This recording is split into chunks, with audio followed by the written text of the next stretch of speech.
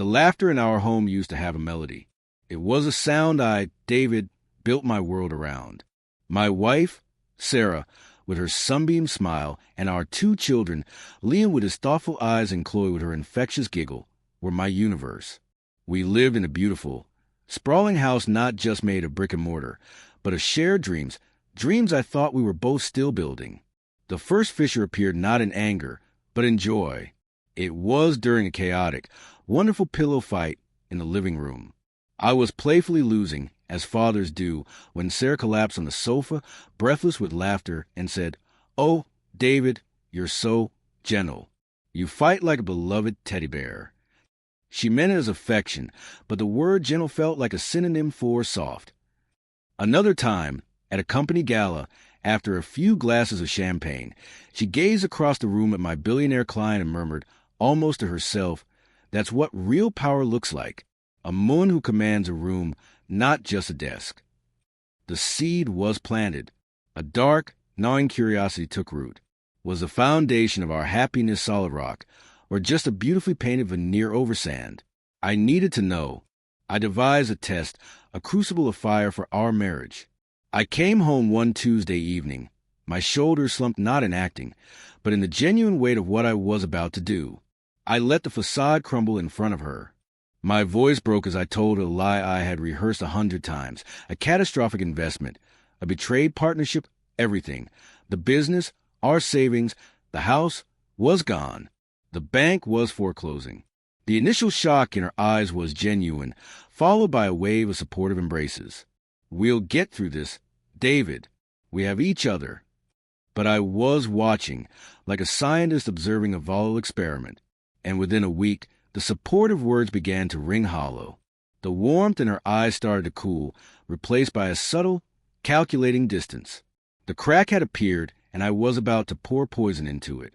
The descent was a slow, chilling metamorphosis. The woman who once looked at me with love now looked at me with a mixture of pity and resentment. Our conversations became transactional. Job applications I'd failed to secure, bills I couldn't pay. The laughter was gone, replaced by the tense silence of a shared failure.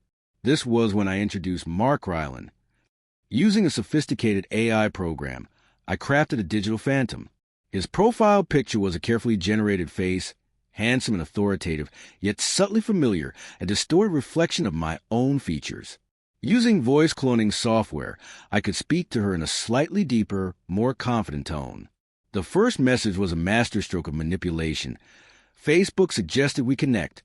I rarely do this, but your profile radiated a light I haven't seen in a long time. I'm Mark." She was vulnerable, and he was the perfect listener. As David, I was the source of her stress. As Mark, I became her escape. She confessed everything to the stranger. Her disappointment in her husband's failure, her fears for her children's future, her longing for a life of ease. The humiliation was a bitter pill. Hearing her disparage me to myself was a unique form of psychological torture. To cement his reality, Mark began sending her money. I transferred funds from a hidden, offshore account into her bank, with memos that read, "For your happiness," or "A gift for the future." Each transfer was a hook, set deeper into her conscience. The late nights began. She'd take calls in the garden, her laughter floating back to me through the window, a sound that now felt like shards of glass. Our children sensed the shift. "Mommy, why are you always on the phone?" Chloe asked one night, her small voice laced with confusion. Liam, older and sharper, confronted her directly. "You're different. You're being mean to Dad, and he's trying his best." Sarah would shush them, her eyes blazing with defensive anger. "You don't understand the pressure I'm under. He's not the one I married anymore." The bitter irony was that she was right. Neither of us was. The divorce papers were the nuclear option. She didn't have the courage to hand them to me herself. A process server did, on our doorstep of the small, rented apartment she had moved us into. The document was cold, clinical, and absolute. The reason cited was irreconcilable differences, but the unspoken reason was irreconcilable bank accounts. When I faced her, my eyes red raw with a pain that was now only half feigned. She was chillingly resolute. "It's over, David. I can't drown with you. I have to think of the children." The lie was so profound it stole the air from my lungs. She was thinking of herself, and Mark had given her the permission slip. The children's reaction was the most heartbreaking scene of my life.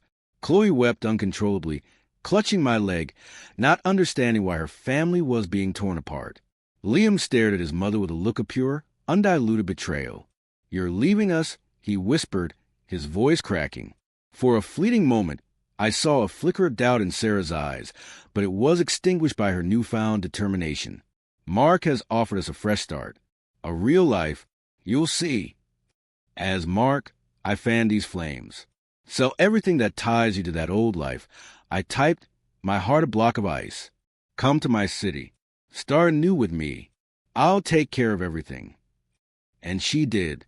She sold her jewelry, her designer bags, the last remnants of the life I had provided, to fund her trip to her savior.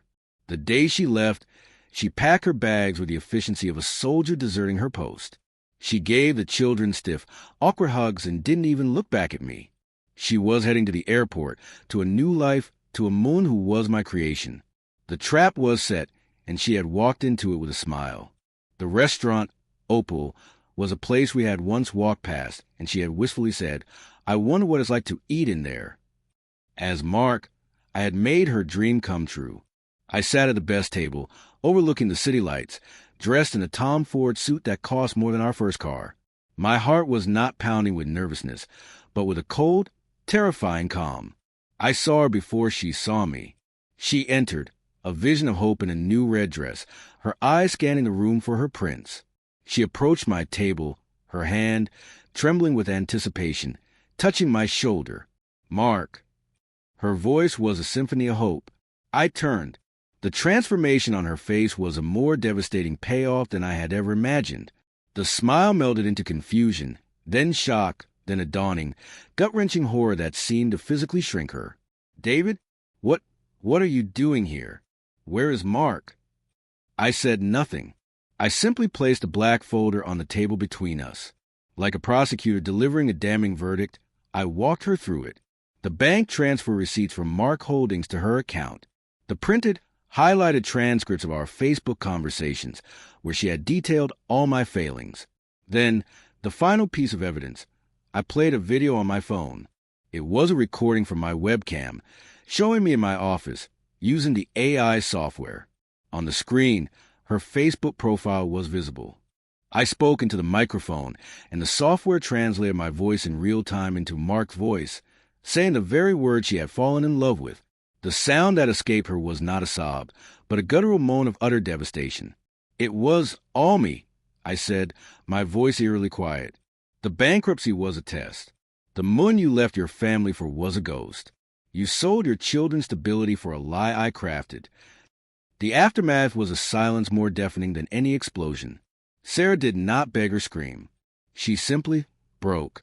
She slid from her chair onto the opulent restaurant floor, a crumpled heap of red fabric and shattered illusion, weeping with a primal agony that drew the stares of every patron. I felt no triumph, only a vast, echoing emptiness. The real judgment, however, came from the only jury that mattered. When I returned home and sat Liam and Chloe down to tell them the truth, the whole, ugly, unvarnished truth, the reactions forged the final, painful shape of my victory. Liam, my serious boy, became a moon in that moment. His face hardened into a mask of cold fury. "She chose a fantasy over us," he stated, his voice flat. "She sold our home. She humiliated you. For nothing. I don't have a mother anymore." Chloe's tears were for the mother she had lost weeks ago. "She said you were a failure," she whispered, clinging to me. "But she was the one who failed us." They refused to see her. They changed the locks. Sarah became a phantom, haunting our neighborhood. I see her sometimes from the window of the house I never lost, standing across the street, a hollowed-out shell, her phone forever in her hand, calling, texting, pleading for forgiveness that does not come.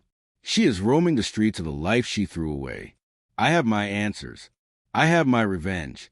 I proved that her love was conditional, her loyalty a fair-weather facade. I exposed the monster I suspected was there. But as I watch my children navigate the world with a new, hardened cynicism in their eyes, a chilling question now consumes me. In my ruthless quest to unmask a monster in my wife, what terrible, unforgiving creature have I created in myself? The story is a chilling exploration of trust and revenge. If this tale of a shattered marriage and a meticulously crafted vengeance captivated you, then you need to be part of our community. Like this video, subscribe to the channel, and crucially, tell us in the comments where you are watching from. ***, we want to see how far the echoes of this story have traveled. Every single subscriber gives us the signal to bring you more powerful, thought-provoking stories like this one. But the real question remains, was David's revenge justified, or did he become something worse in the process? The truth is, sometimes the most dangerous prisons are the ones we build for other people, only to find ourselves locked inside.